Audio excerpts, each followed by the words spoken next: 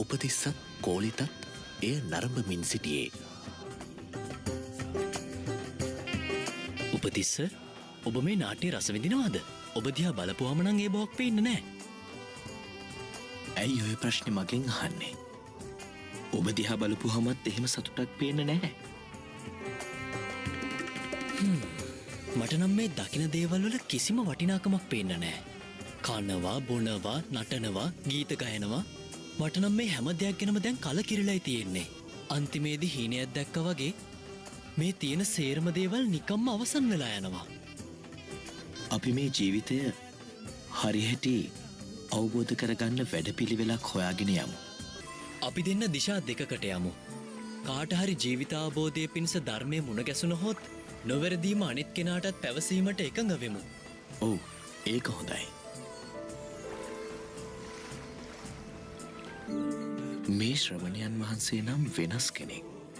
වෙන කිසිම කෙනෙක් ළඟ නැති අමුතුම සංවරයක්.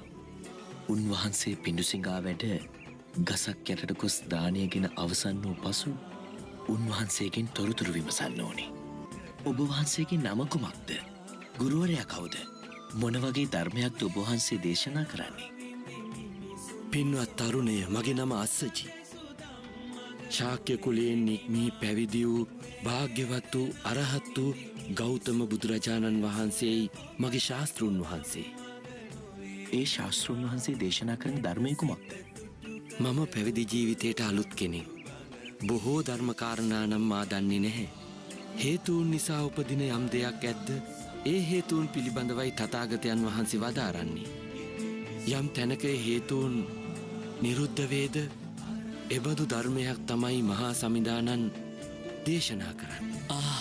උපතිස්ස, ඔබ කෙටියෙන් පැවසූ ධර්මය මට විස්තර වශයෙන් අවබෝධ වුණා. අප හොයපු දේ ලැබුණා. පින්වත් මහණෙනි, අර එන තරුණයන් දෙදෙනා දෙස බලන්න. ඔය දෙදෙනා තමයි ගෞතම බුදු සසුනේ අග්‍ර ශ්‍රාවකයන් වන්නේ.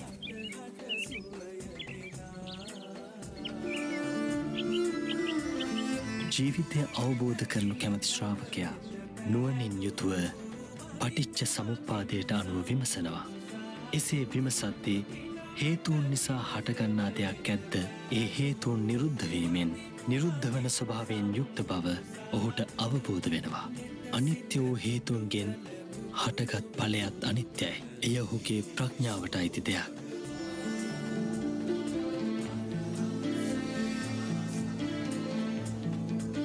මේ උතුම් දේශනාවේදී භාග්‍යවතුන් වහන්සේ පටිච්ච සමුප්පාදේ හටගැනීමත් නිරෝධයත් මැනවින් දේශනා කොට වදාලා.